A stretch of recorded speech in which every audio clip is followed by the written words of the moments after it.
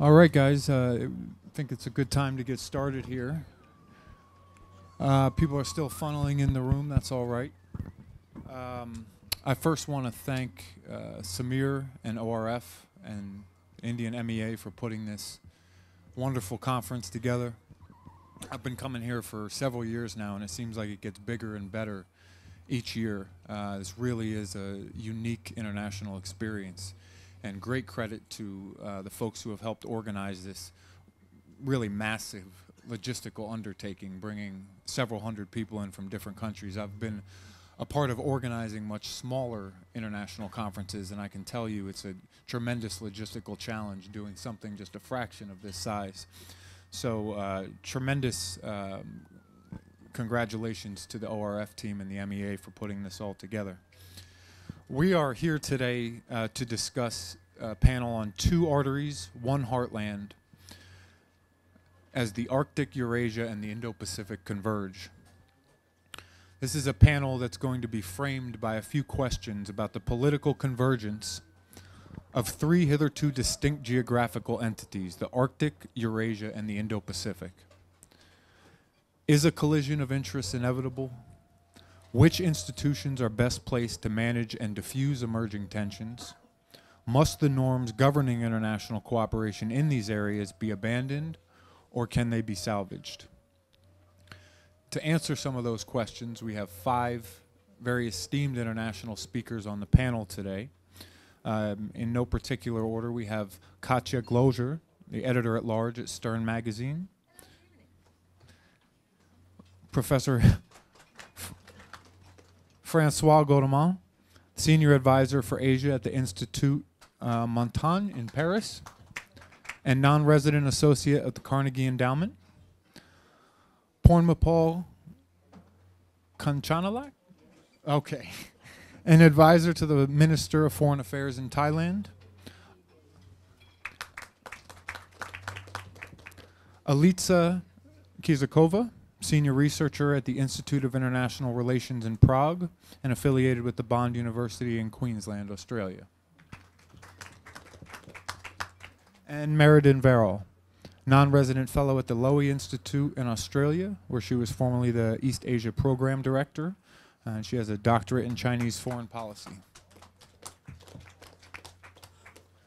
So between the 5 of them, they're going to cover a number of issues, including how China sees some of these questions, what's Europe's perspective on this connectivity, this integration that's taking place now, what are the institutional perspectives like ASEAN and other regional institutions, how are they approaching these questions, what is the view from Southeast Asia, and how do Russia, the Arctic, and Central Asia fit into these larger questions? And we're going to give each speaker about 5 to 7 minutes, and then we're going to open up the floor to Q&A from the audience. And I've been told we're going to take 2 questions from the Raisina Young Fellows, and then we'll open up the floor after that to as many as we can handle in our time limit. And I'm just going to kick off the conversation here with something that I've been following, which is China's Belt and Road Initiative. It's hard to talk about regional connectivity and infrastructure without mentioning the Belt and Road. And it's sort of ironic that we think about infrastructure as something that brings us together. Generally, that is what infrastructure does, and yet in recent years we've also seen how infrastructure can be a point of division or create a new fault line when there are different visions for regional infrastructure. And I think that's one of the things we're going to drill down into today, but we've seen a rather significant change in the international narrative on the Belt and Road over the last few years. You know, when this initiative was first unveiled in 2013 and in the years afterward, there was really only one country that had voiced major opposition to the BRI, and that was India.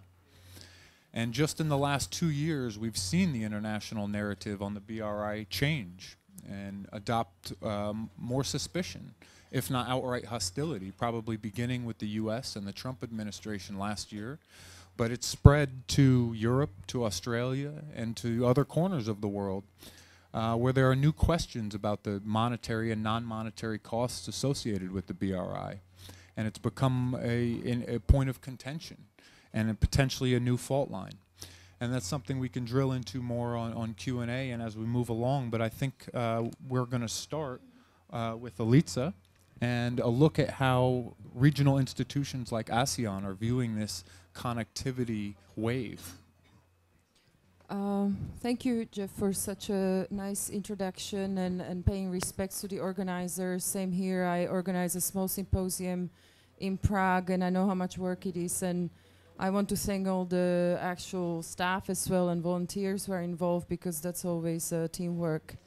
In terms of my approach to this topic, it's so broad. When we saw it, I had to track down where the idea came from, and I found that Samar wrote a piece for World Economic Forum where he came up with this idea of regions, and so I was able to see where he was coming from. But I will tap into my expertise, which is how states use regional organizations. I studied soft balancing as a state strategy, and my primary focus early on was 1990s and China and ASEAN.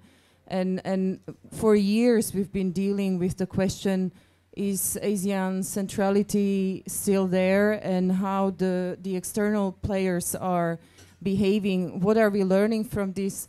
And today we have a topic that does not even include Southeast Asia. And when you look at some of the research looking into the topic of Indo-Pacific, you realize that ASEAN has been overlooked and somehow diffused, and we don't know how they feel about, for years, playing the sort of host, and also some sort of creating environment for other countries to come to the table, external and internal players with different negotiation styles, with different views on confidence building and trust building measures. And so there is no real mention. So my question first would be, how does ASEAN or Southeast Asian countries feel about this? Because one of my conclusions is actually we can't start talking about something new when we don't either pay respects or analyze what's in place and how that's going to work together, because otherwise you don't get support from countries that spend years at the negotiation tables. Second part that I learned about what these institutions should be doing if we are creating some sort of new institutionalized Indo-Pacific institutions. Are they going to use multi-track diplomacy? Because unless you have connection to policymakers, then I don't think the decisions will have the outcomes that we are expecting. Of course, we talk about China as one of our primary focuses, and I remembered participating at the Council for Security Cooperation in the Asia-Pacific in 2007 in Jakarta. And the topic was great powers and regional security in the Asia-Pacific. So we don't even talk about Asia-Pacific now. And I remember the first day was mainly about Japan, United States, and China. And somebody said, what about India at the end of the day? And Indian delegation or participants said, well, humbly, that we're not there yet, we're not great power. But that year, actually, Shinzo Abe came to Indian Parliament and had a big speech about sort of two C's, yes. So that idea already was here in India, but it wasn't really mentioned there so much at that particular meeting in December. And we move forward a few years, and now we are here at the global event and debating this. So it's impressive for me to see how the discussion and setting changed. I study Shanghai Cooperation Organization, and so when we have the Eurasian part in this topic, what we learned from it is obviously with Shanghai 5 processes in 1990s, the border resolution is very important for the institutions to take place. Again, SCO was kind of disregarded as institution that wouldn't have much life in 2005 onwards. Today we know that it's here to stay. And I think it created a framework that also provides, if we want to, some checks and balances for member states, not to go beyond agreed principles and guidelines. Primary example was Russia-Georgia war for me, where I felt like Russia had to explain why there was destabilization of the region in front of its member states. And in the declaration from the SCO, there was a statement that they have to comply with the United Nations Charter. So if we talk about norms, I think the more global norms still will have to be preserved, but the regional frameworks can provide some sort of checks and balances for the member states to cooperate. We saw a primary example of Indian representation voicing their views at the SCO summit when it came to some infrastructure projects of what Jeff just mentioned. I am based in Prague in Czech Republic, and another framework that I find interesting when we talk about Eurasia or expansion of the regions is the 16+1. We are part of it, and for me that's absolutely interesting, seeing again existing organization, European Union, working with China's view of how the region should be cooperating, where we have member states of EU working with non-EU member states on infrastructure projects that partially in Hungary and Serbia you have certain guidelines that are upholding the EU standards and then some are not. So EU had some questions about this and more discussions have to take place. And so you can't completely disregard what's in place, because as EU member states, I'm originally Slovak, working in Czech Republic, we had to go through a very lengthy process of learning the standards and also kind of aligning with other countries how to work together. You can't just suddenly come as the external player and not consider this. So I think, again, we are at the question of external player coming and has to work with what's in place and somehow coexist. My question here, and that's what our big debate was, I'll conclude my remarks because I know my 5 minutes will be up, is we spend so much time on the Belt and Road Initiative or OBOR.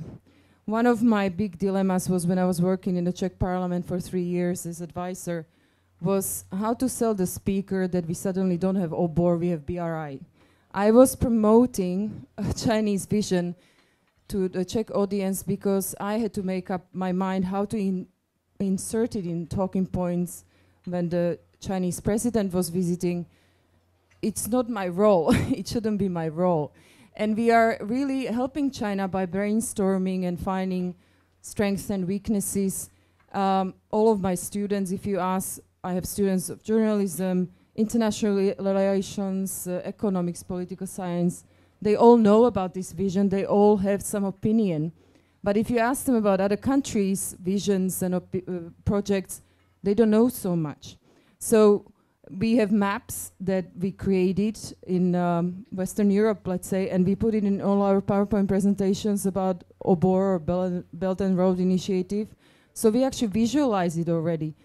Why don't we spend more time talking about the other projects? And I'm just trying to find out what other ideas are, because otherwise we are really just supporting one vision, and then we get frustrated that it's too much publicized. So my hope for today and tomorrow and next, pretty much the next 3 days, is to learn more about other countries' views on regionalism, so I can make a better assessment of what's out there, because I honestly don't know. So, thank you.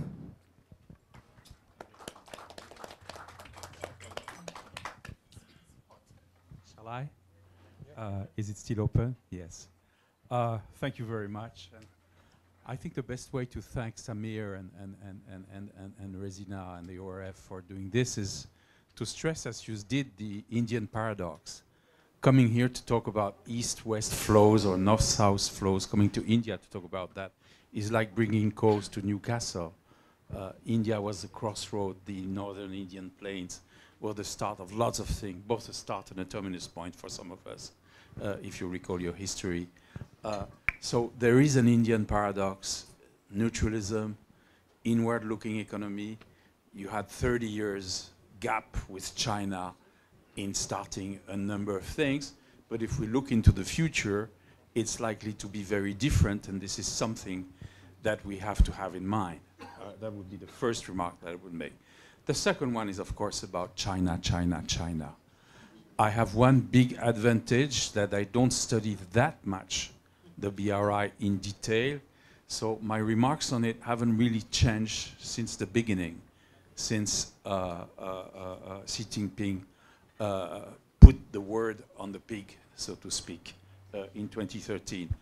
China was doing what it terms BRI 2 decades ago already, exporting roads, exporting trains, consolidating exports first, you're right, in Southeast Asia, before doing it elsewhere.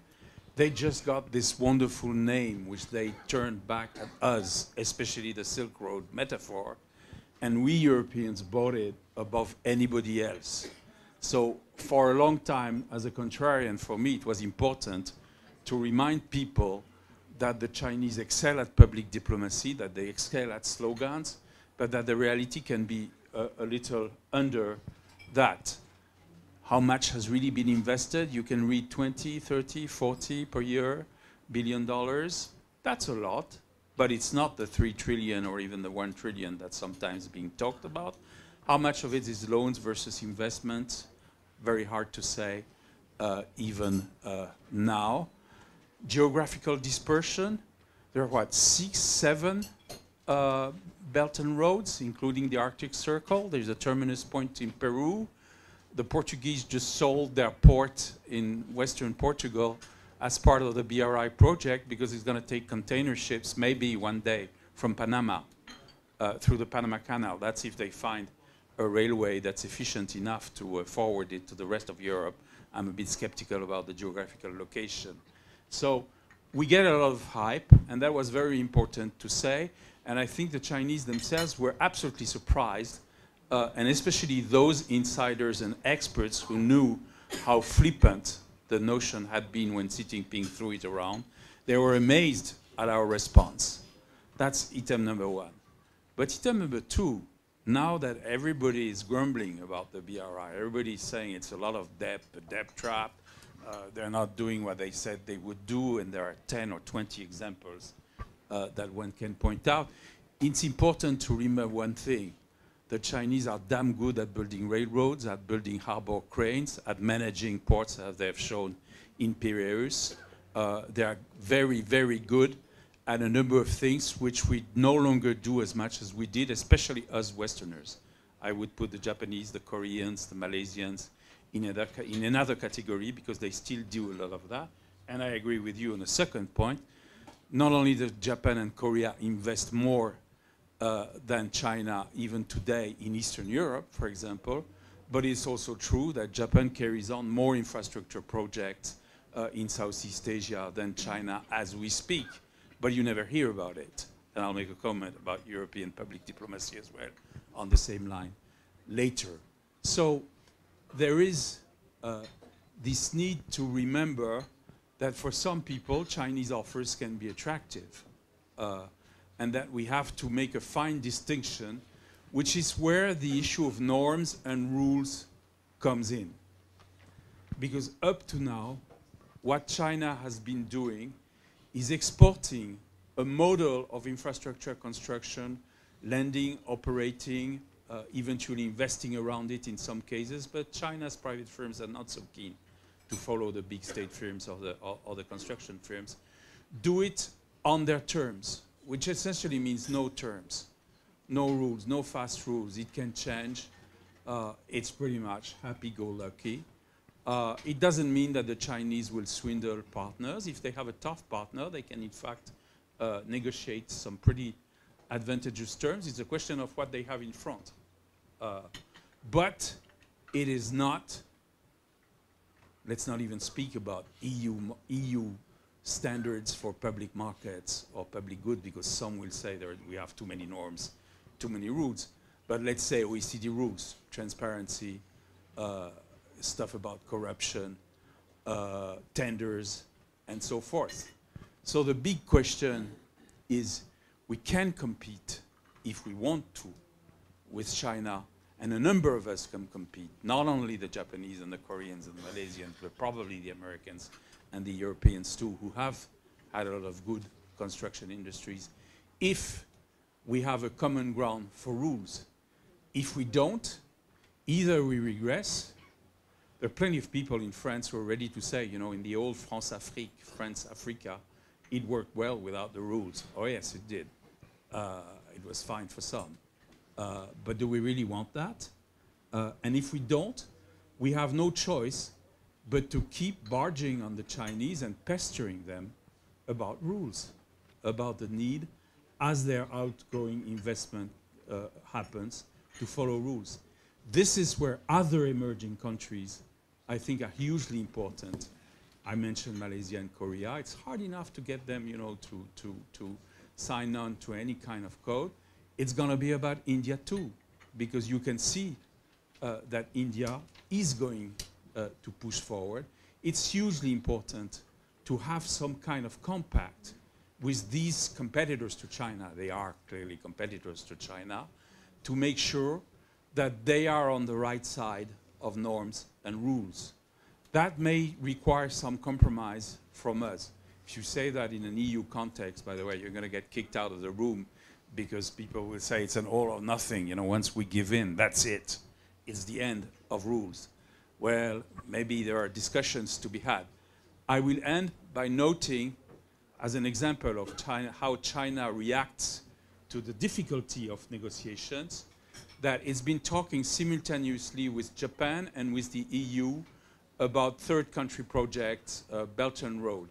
With us, after 2 years, as far as I can tell, they have said, yeah, we can discuss international standards, whatever it means.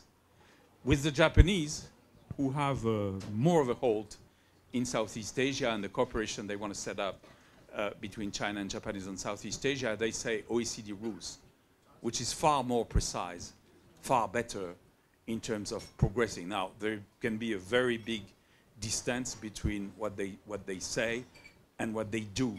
But I just want to hint that this is the direction where we want to go if we're realistic about A, China's potential, B, the risk that it destroys completely the open competitive system. Thank you.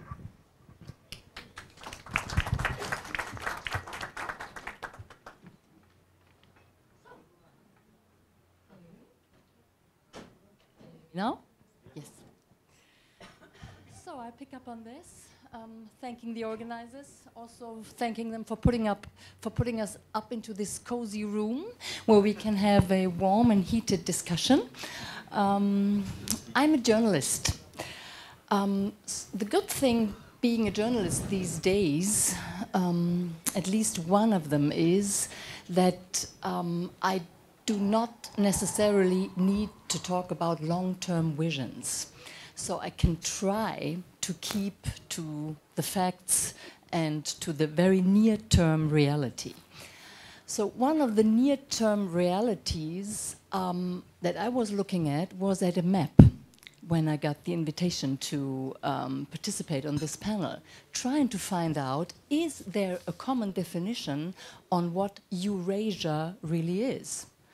And to be honest, maybe you can help me later on, but I didn't find a real common definition. So is it really the super continent uniting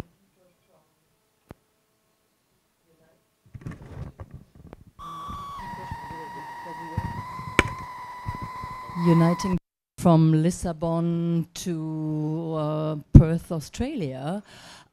Is it Eurasia from Lisbon to Vladivostok? Is it Eurasia with Russia at its heartland? So to be honest, I don't really know what the real concept would be, and even if so, how these entities at some point could converge. But maybe this is a long-term thing until the end of the 21st century.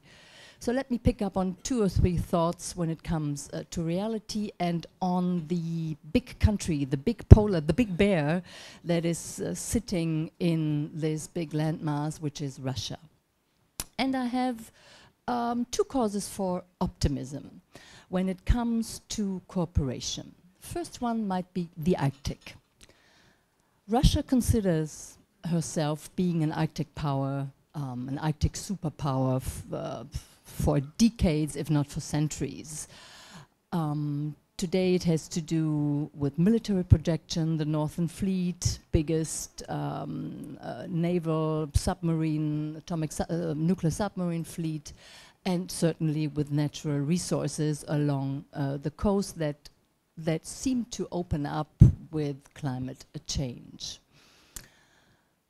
China considers herself, interestingly enough, to be a future Arctic superpower, and is apparently working on a polar strategy, resting on 3 pillars. Security is one of them, second is natural resources, and third is scientific research and everything related to this. So there might be areas of cooperation amongst not only the Arctic powers, but amongst other powers who want to buy in as well.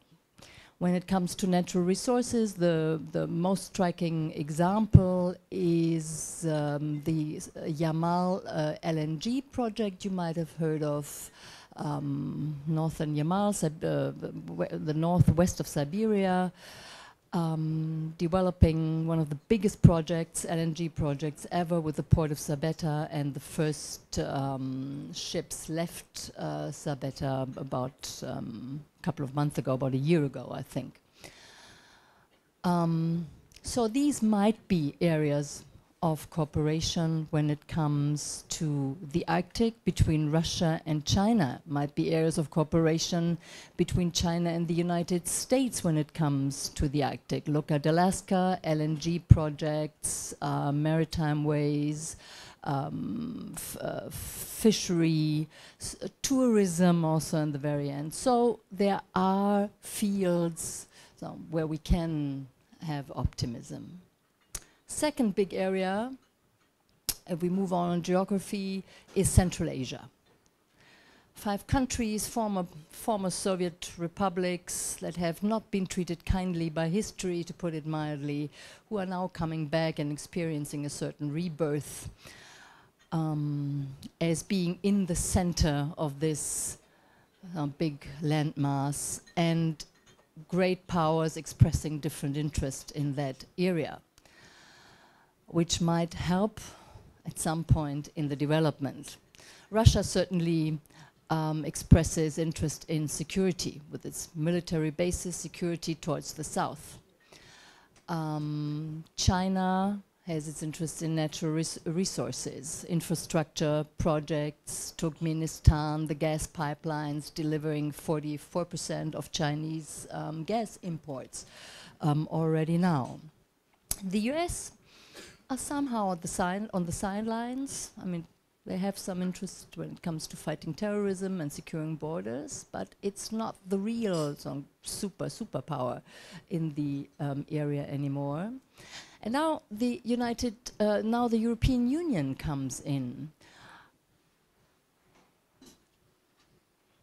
For the European Union, Central Asia was not of biggest interest for many, many years. It was kind of left aside, and it's difficult countries for the European Union with their autocratic structures, human rights violations, gender issues, and so on and so forth. But now, at least, the actors are waking up, trying to define a European Central Asia strategy. It's supposed to go public this year. We have been waiting for it for quite a while, but it's supposed to go public this year.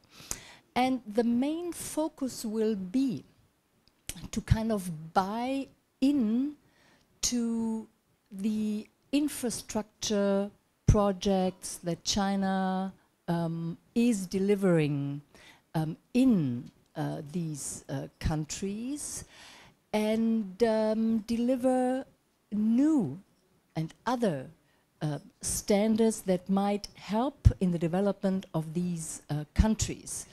Quality standards, Francois talked about them, kind of rule of law, better use of BRI projects, interregional cooperation when it comes to infrastructure projects like water, like electricity, The EU is proud of being the biggest donor for the Central Asian states so far. That's at least what they claim, with $1 billion of donations, of support. And the new strategy they're trying to build on, a connectivity strategy, is trying to build on these principles and thereby trying to stabilize and maybe on the long term even to democratize this area. So that's about Central Asia, and now we move on to the rest. All right. I'm going to not use the microphone if everyone can hear me all right. Is that all right? Okay, so I want to talk about China. So this conference, thank you very much to the organizers for bringing me here. It is a splendid event, and I'm very pleased to be here. The conference is about a world reorder. We're talking about these new fluid ideas of international relations, uncertainty, and this I think is a really strong and powerful discourse. It certainly is where I'm in Australia and across the West. This idea of uncertainty as the common theme of the current time. And we also want to talk about some of the actors and strategies in this uncertainty, in this new dynamic world order. And so, unfortunately, I'm going to talk about China. It's unavoidable. So, I want to talk about a few things that are happening inside of China that I think help us to understand a little bit about how China behaves in the international arena and why it behaves in that way, which I think is very important in thinking about what's going to happen in this dynamic and uncertain time ahead. I want to start with some worldviews, and I have 5 to 7 minutes, so obviously please, this is caveated with, this is a huge oversimplification, and there are lots of sub-clauses to what I'm about to say, which I won't bore you with.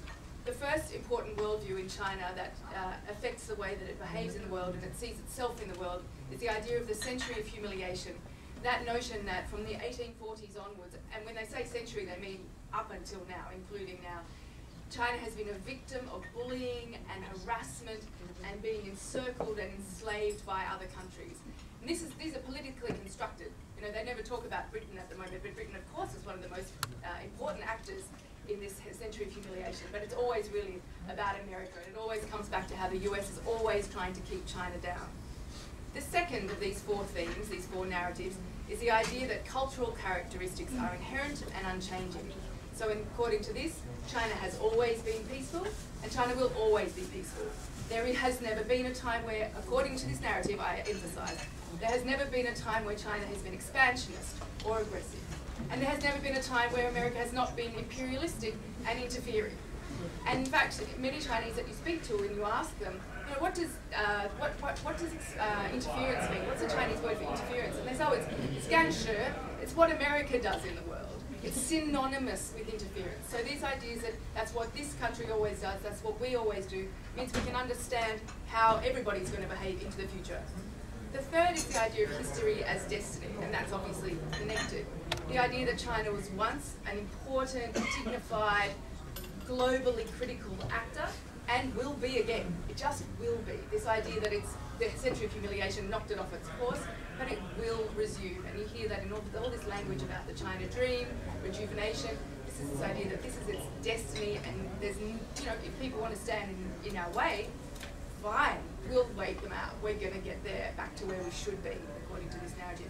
The fourth one is the idea of understanding social relationships in hierarchies rather than in a kind of flat horizontal structure, kind of like concentric circles. So when you think about how China views the region, it's not Westphalian horizontal order. It's a Confucius-esque concentric circles idea, with China in the middle as a kind of responsible, benevolent, but not talking any nonsense from anybody else, kind of father figure, and the other Asian countries being the family members that are supposed to fit in with that. Again, these are constructed, these are not necessarily agreed on by anybody else outside the region. So there are some worldviews that I think are really important in understanding how China sees itself and its role in the world. The second is what is happening politically, particularly under Xi Jinping, although I think Xi Jinping hasn't particularly changed the direction of what's going on there, but he has intensified it. The emphasis is on party authority above all, and that is at the centre of everything all the time. That is the judgment whether anything has any value. Is this going to maintain the party's position in the political system? We have the Four Confidence Doctrine, for example, which is something that talks about, you know, that really puts out this idea among the Chinese people that we must be confident in our political system, our guiding theories, and our path. There's no room for questioning that the way that China is doing things is the right way to do things.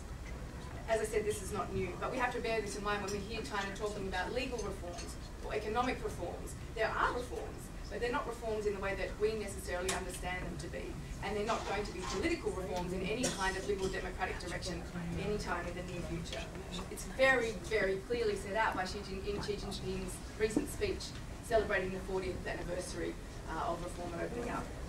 So what does this mean? Thank you. What do these things mean when we're thinking about China in the world? In terms of the themes of this conference, world reorder.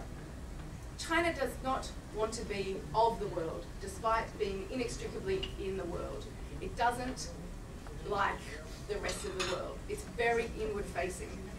And you can see that, for example, in a leaked document, leaked party communique from 2013, document 9, which talks very clearly about being very, very skeptical and cautious about insidious Western influences in ideas like media freedom or media freedom, universal human rights, or the idea that the constitution should be above the party. These are explicitly warned against. But by the same token, when we're thinking about, you know, this disruptive potential that China has for the world order, we shouldn't assume that it has a strategic vision that is now trying to set out and achieve.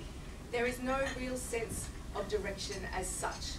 There is no real clear goal about what it wants and what that exactly looks like. And I think we have to think about that when we're thinking about this uncertainty in the future.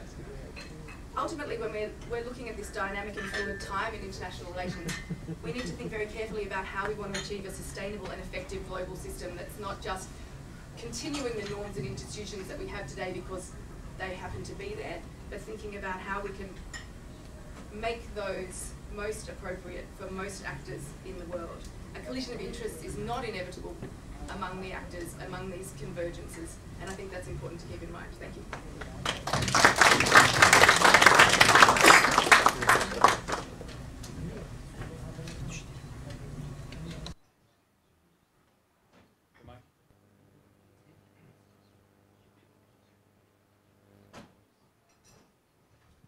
I have two observations. One, the Arctic. The Arctic is different from the Antarctic because it has no land underneath it. So the value of the Arctic is only for navigation and trade routes. That's where the value lies. And over the objection of Francois, I'm going to quote Napoleon that geography dictates foreign policy. Coming from Southeast Asia, from ASEAN, I'm going to speak from ASEAN point of view. ASEAN in 1976 was less than an unlikely, almost impossible. It's a region where it's called the Balkan of Asia. But ASEAN became not only possible, but viable. This year, Thailand is the chairman of ASEAN, and ASEAN has the 2025 master plan to connect all the dots of all the regional corporations, the ECMEC, BIMSTEC, IRA, and RCEP.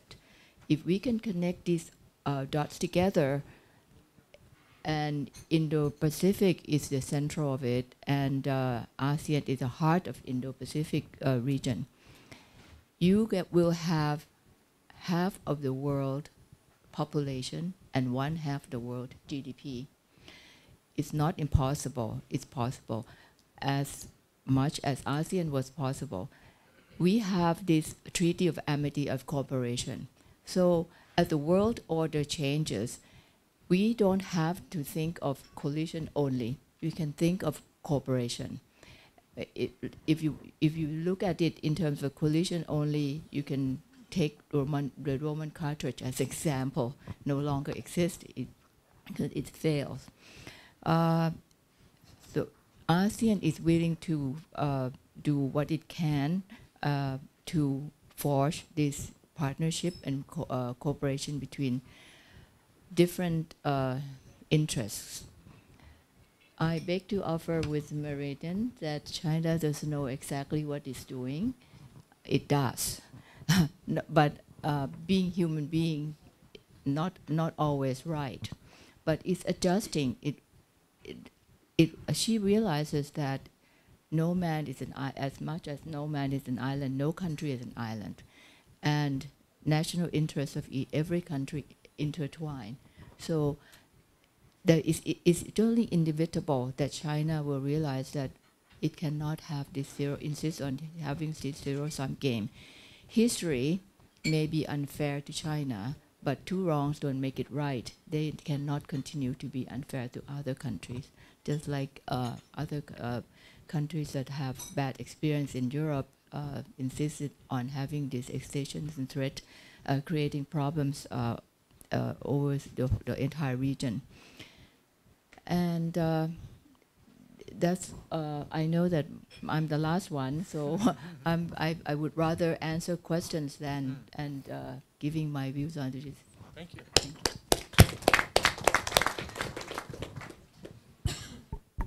I'm going to be militant in adhering to the schedule given to us. So we were instructed to take the first two questions from young Raisina fellows, if we have some here. Do we have your young Raisina fellow? No. Young Raisina fellow. Okay. And another one. There's two. Maybe we can take both at the same time? Can we get her a mic?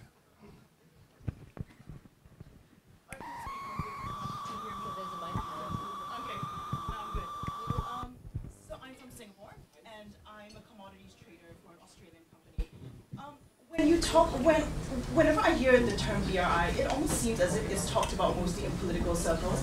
But the BRI is as much a business initiative as it is a political initiative. So, for example, Australia publicly criticizes China about the BRI, but here I am working for an Australian mining company, and I sell a lot of commodities to China. So, in dealing with the BRI, are we dealing with it in the right forums? Should we think about it more in business terms, just as China does, rather than just in public policy circles? And maybe we could take the second as well. It's okay, I can deal with that on mine. My name's Charles. I'm an officer of the Indo-Pacific section of Taiwan's Ministry of Foreign Affairs. So first of all, I would just like to say I prefer to go with my mic. Okay, that's fine. Mic recording. No, okay. Shoot. Okay. So first of all, I just want to say that thank you, Meriden, for giving that remarks, because obviously my job allows me to deal with a lot of nasty things Chinese been doing. But we do not, I personally do not, compile all of them into clear points. And obviously the things that you just mentioned are very, very familiar to us, because as Taiwanese we actually learn a lot of Chinese history back in students. So everything you said is very familiar to me. But I personally couldn't put it in a systematic way. Anyway, my question is that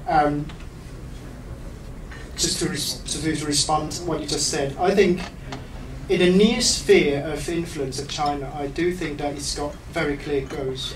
For one, it wants to take Taiwan back.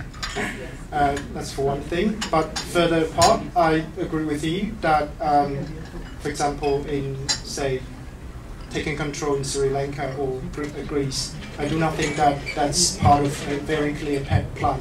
So yeah, in that regard, I agree with you. And my question is actually very simple. For Taiwanese, I think when the rest of the world hears me speak up, they would naturally think that I'm going to badmouth China, which I kind of did. So I think it would be very grateful for us to have voices from the other parts of the world and actually, in a way, provide a more objective voice. For example, from someone in Australia and more neutral, and yeah, get to show. To show what China really is. That's what I have to say. Thank you.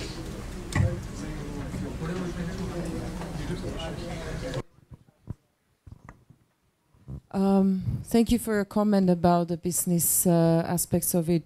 What's very interesting in Europe, in the Central Eastern Europe, when we talk about BRI, often we have this dilemma, which projects actually fall under BRI, which started before. It's very hazy.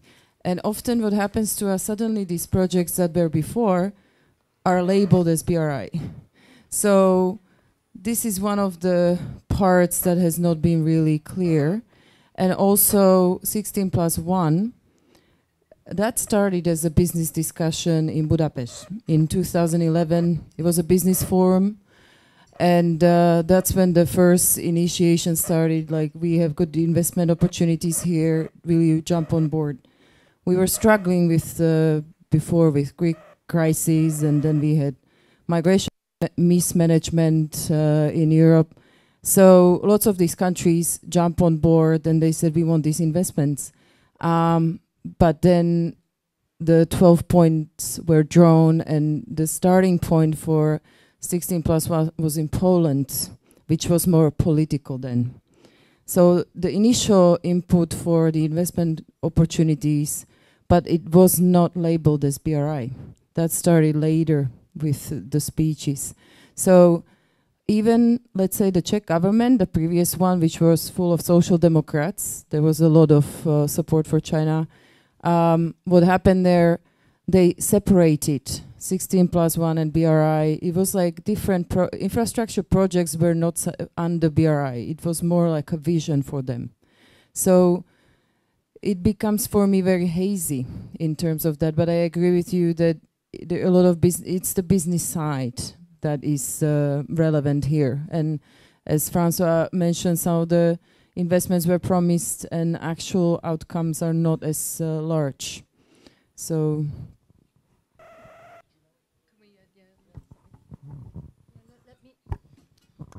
These microphones. Just let me maybe add one point, business or non-business, when it comes to Germany. Germany has been growing more and more distrustful when it comes to Chinese investments, Chinese politics, business politics, so to say, in the country. Last year alone, China invested, Chinese companies, many of them state-owned, invested $14 billion in buying German companies. And the target is quite clear. It's the so-called Mittelstand. So good running companies on the technological edges, innovative. And this is the spheres China wants to buy into. Our former German, so to say, FBI director even subsumed it in one sentence. He said, "You don't need espionage when you can buy companies." So, you know, the stealing technology, getting, the innovation part of it, for many people in Germany seems to be part of Chinese strategy when it comes to Germany and the European Union, where China, at least in this perspective, tries to split European Union countries and thereby gain advantages.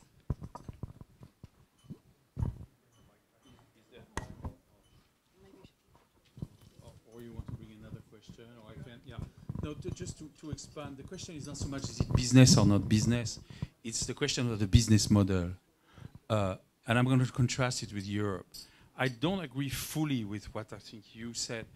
Europeans have been doing stuff in Central Asia, for example. We did a program called Traseka. We called it the Silk Road, by the way. Very original. It didn't have enough money, clearly, when you compare to what's happening today from China. But on the other hand, if what really built on integrating Central Asian republics, it was after the fall of the Soviet Union. It was really about cross-border logistics, paperwork, facilitating stuff.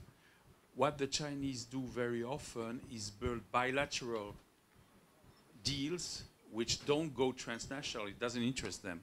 What interests them is to sell a railroad or a port to Mr. X or Mr. Y. And so that doesn't encourage integration, except, of course, as much as it looks towards China. On the other hand, we have to ask ourselves the question, and as Europeans, are we doing enough, given our economic throw weight? And are we advertising it enough? And I want to come very quickly to something I had not said. We actually give more money for investment facilities than is known, both in Central Asia and in the rest of Asia, and we have a multiplying effect. It's not the 20 or 30 billion, it's maybe 3 or 4 billion, considering the leverage, but we are unable to advertise it. We're completely unable up to now, and this is a mistake we did, by the way, with help towards Russia after 91 as well. And this is a problem for everybody, to get out of the fascination with what China is doing and to build up our own projects and to make them known. Sorry for being long. Thank you very much. A few more questions. Actually, we can start here and maybe take 2 and then another 2. Thank you very much. Cheers. I'm Ran from China. Actually, there's a lot of points about China. I couldn't make comments on all of them, but I want to restrain myself to the BRI issue very briefly. Yeah. Very briefly. And the first point, I think there are some skepticism, criticism, and about the BRI, about the rule and the norms, and also the motivation, all sort of things. My reading, actually, BRI is no perfect. It is just 5 years old. So it is a baby. So it is reasonably subject to some criticism. However, I want to draw your attention to that. Even giving it just 5 years, over 100 countries and international organizations sign agreement to work on BRI issues. And these countries are from Europe, from Asia, from Africa, from Latin America. We should not underestimate their intelligence. They're not fool. They are very smart people. If, according to the logic of criticism, China is taking advantage of all those, how could they work with China? It will not going to be sustainable. So here's one question. The other is, I think, for example, I draw connectivity issues. As a matter of fact, this connectivity issues first floated by ASEAN countries, not China. So China just picked up, said, this is a very smart idea, let's work together.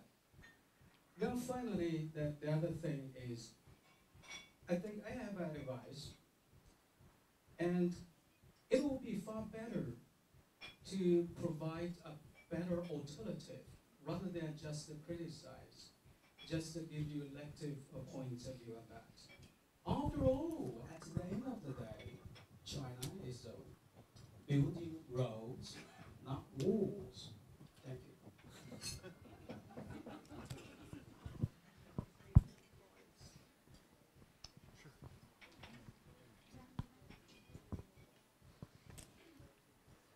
Hello, I'm Shoni. I work at the Portal office for ORF. Thank you so much for the interesting points. My question is very simple. We have been talking about the Indo-Pacific, and I wanted to know how effective is the Quad 2.0 likely to be in the Indo-Pacific region in maintaining the security situation? Great questions, and maybe I may just weigh in quickly with an answer to the first point. You are correct in that BRI has received a tremendous amount of support worldwide, almost from the outset. I think the important thing, however, is that the trend is toward greater suspicion or hostility. There are more and more countries that have spoken out against the BRI. Just last month, the United States, European Union, and India worked together to have the praise for the BRI scrubbed from the last United Nations resolution. So that's now been removed from all UN resolutions. There hasn't been a single European country that has signed a BRI compact initiative because the standards just aren't up to snuff. the narrative around it has changed. America went from a position of relative ambivalence toward the initiative to one of significant hostility under the Trump administration. And the US has begun doing what you suggested, which is to articulate an alternative vision for regional infrastructure, higher standards, higher transparency, long-term debt sustainability, focus on economics rather than geopolitics, a focus on not undermining existing international lending standards. But the point is well taken that it's better to build an alternative and provide countries options rather than just trying to tear one initiative down. But I think it's also important for China itself to recognize that from Kenya to Sri Lanka to Djibouti, Malaysia, and elsewhere, the narrative around the BRI is changing, and that China will have to adapt it if the initiative is going to prove sustainable over the long term.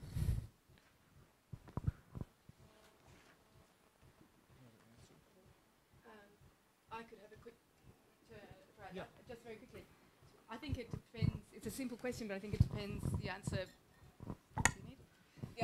The answer depends on what you just believe is effective in maintaining security. What is the threat?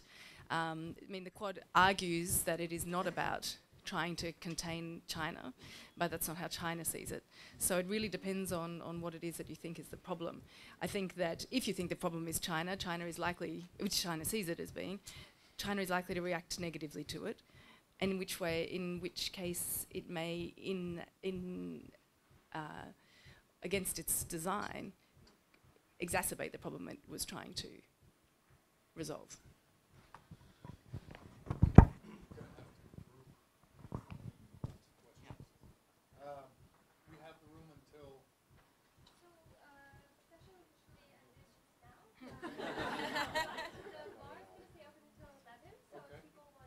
Whoever would like to stay, we have the room for a while more. Maybe let's do them two at a time and we'll go around once.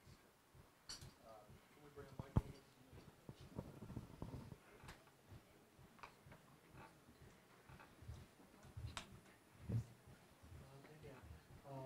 How do you see the debt issue of BRI being addressed by nations? Because I am just looking purely from the crisis that if nations decides tomorrow not to pay, or we run into a huge debt crisis, how will it impact? Because while the political and the geostrategic thing of BRI is being addressed, we are not addressing the debt issue.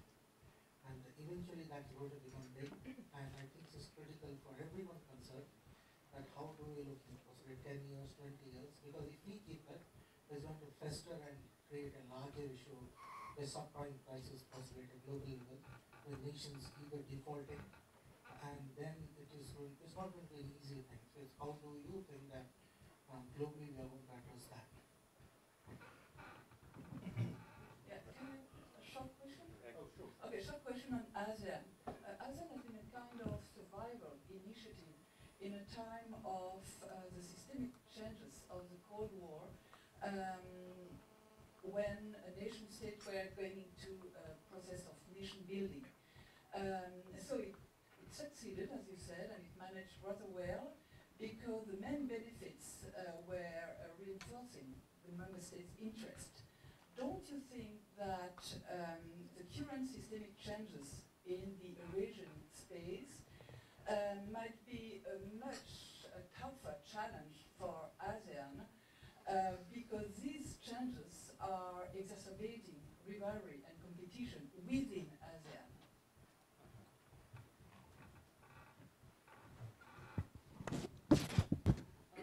You're right. It's increased challenge. But every challenge represents an opportunity. So ASEAN can grow and become more adaptive and flexible towards these changes. That's why, for the first time, ASEAN, actually Thailand, I don't want to toot my own horn, but for the first time, the ECMEC, all these countries have agree on a master plan on how to proceed. And I think ASEAN evolves all the time. These 10 countries, what involved BRI, United States and Japan also change all the constantly. Recently, Japan and China started to do project together for the first time in the world in Thailand. It's a real airport link project. So what Thailand is trying to do on behalf of ASEAN is to promote this trilateral cooperation instead of making everything bilateral. So if India and China are cooperating in Vietnam or in Laos and Cambodia, it will bring the two countries, all the countries together. And about the Quad, I want to say something. Everybody knows the Quad was originated to counter China. But the Quad, in order for it to be viable, it has to start talking cooperation. All these 4 countries in terms of security, you can start with 5 things that China can agree to talk with you, like maritime cooperation, disaster management, ocean garbage, whatever. But then after all these 5 issues start these countries start dialogue with China, then you can move on to other issues. But the dialogues and discussion will have to have taken place. Otherwise, you have this collision. It doesn't have to be collision. It can be cooperation. I think you touched on a very important topic that relates to all of these institutions, because that's why we are talking about something higher. And something I wanted to mention before, how I appreciate the ASEAN Plus format, because exactly I think it was, and it expanded because they could not cope with some of the big issues. It was too sensitive to talk about it. They needed somebody who was more abrupt, maybe some Europeans or Americans to come to the table, or Canadians, and say, you know, this is how it should be done. I know we are outsiders, but you have to start moving. So we have to say it, you know, still respectfully, but there are some, because otherwise we will never move beyond the confidence building measures. And we talk about 3 stages of, you know, preventive diplomacy and conflict resolution. So I agree with you. I see there room for improvement. The same, I think, with SCO will need some sort of plus mechanisms, because we will need to include the dialogue with the United States or the European Union in Central Asia if we want to deal with certain issues there. In terms of the loans, I think that's a very important topic. Interesting part is that in some countries, they don't really have this kind of infrastructure project under the umbrella of BRI. So I don't know what the percentage is of countries being so tied up to these loans. That's something we should explore, whether China sees it as a immediate concern, because in Czech Republic, they actually have enough money to build their own infrastructure. They don't want money for the roads. The highway is shocking. It's a mismanagement of the country. The money is there. What they want through BRI is actually innovation, research and development, and actually for Czech businesses to go to China, open the market, and make it more two-way. And I think that's the main concern for many countries. So your loan is relevant, but I think not for all of the participants. We have just 5 minutes left, and I know you've been waiting patiently and here at the desk. Thank you, Chair, for this opportunity. I want to bring up something that Alica mentioned about the Indo-Pacific and ASEAN's attitude towards it. I think this issue was very robustly debated behind closed doors at the East Asia Summit in November that was hosted in Singapore. And I think there is a mild sort of a consensus that the ASEAN Secretariat over there, you know, there will be some work done in making this more of a principle-based organization. But I'd like to hear from Ambassador Pomprima, the ASEAN chair. What do you intend to do about this whole thing, you know, the Indo-Pacific, and the real fears that ASEAN might be left out of the game, although everybody voices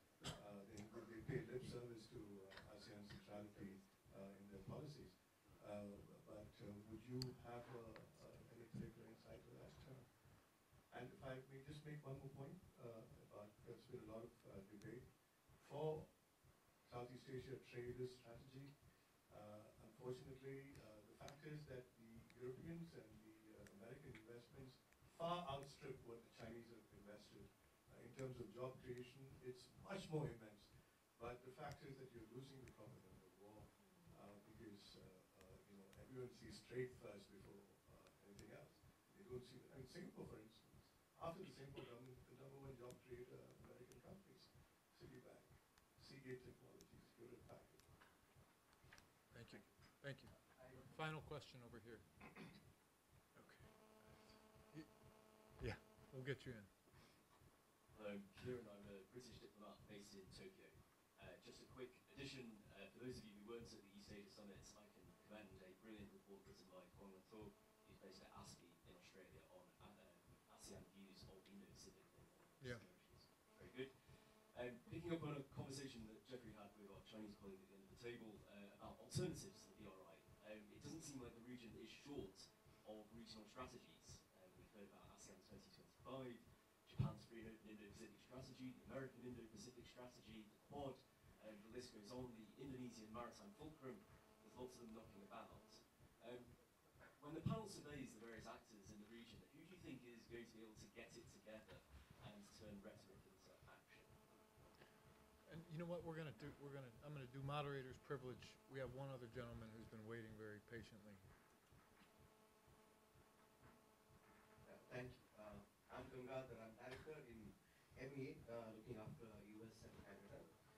I wanted to just come in and then speak about the Indo-Pacific and then the ASEAN centrality issue that Alica, if I get your pronunciation correct, talked about. You know, you said that in a way, Indo-Pacific is trying to undermine the centrality of ASEAN.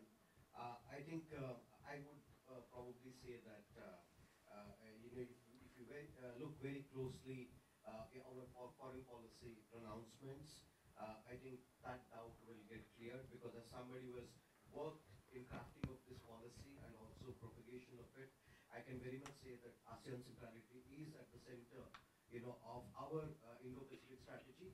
Our Prime Minister articulated this wonderfully at the Shangri-La Dialogue. You know, many of you would have been there to hear it, and then that was echoed by a number of other countries, you know, including the United States and others. And so unilaterally, we actually spoke about it. Then also with other countries, you know, if you look at many of our statements, whether with the United States, you know, wherever we talked about Indo-Pacific, the centrality of ASEAN is automatically coming in. Also our statements at the trilateral dialogues, the quadrilateral ones, everywhere Indo-Pacific comes, ASEAN centrality is very much there. So therefore, I would like to draw your attention to that, when maybe you could have a look at it. Thank you. You had a direct question posed to you first. Yep. Yeah. I'll give you a chance.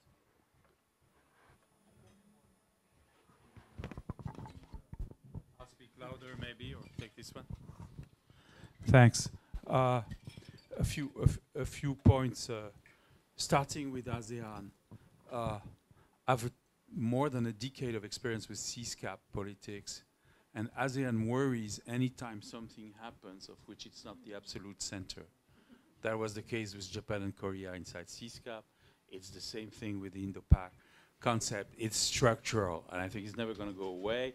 It's, if I was going to describe it from the European point of view, it's the small country club syndrome. You're a gang of small countries, as somebody in China would have said. But you know, by sticking together and saying you're the center, you've got a better chance. So there is that element. I want to come back to the perspective about China, because I think you're quite. I mean, your remark was very valid. China can morph, is flexible, can adapt. If it's blocked somewhere, it's going to do something else, because fundamentally it needs those sales. It needs this going out. So we should both push it and try to reach compromises precisely on third country territory, on how they act. The interest rates questions. In Europe, it's very easy to turn down Chinese loans because we have almost zero interest rates.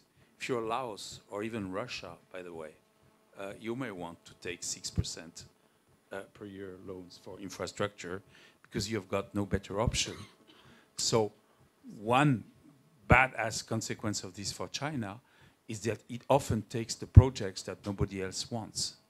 There is this which is left unsaid, that there is going to be a lot of red ink on the books in China because obviously it's specializing in those projects, and that's a problem in the midterm. But in the short term, I think we should keep arguing and pushing rather than stopping completely, unless we happen to shape up some really good competition. And very frankly, this whole discussion has shown that it's not really there in terms of an integrated project. We've got bits and pieces of it, sure, we're there, but we need the rules to stay on the market.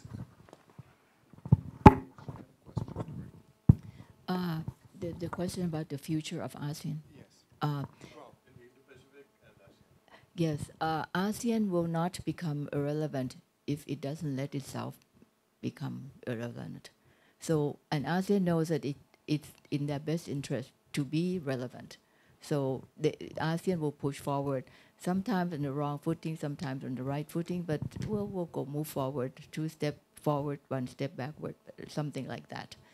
And the other question, Indo-Pacific, ASEAN will always be at the heart of Indo-Pacific region.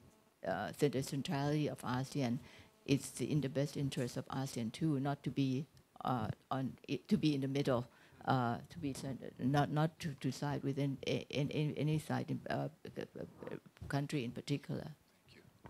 We've been getting the hard cutoff motion from our hosts here for a few minutes now. I think, though, the richness of the discussion shows we frankly could have gone another hour or two.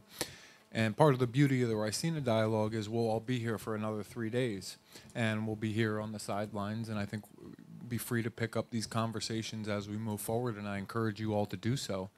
And I really want a big thanks to the panel here for offering some wonderful perspectives and some rich views.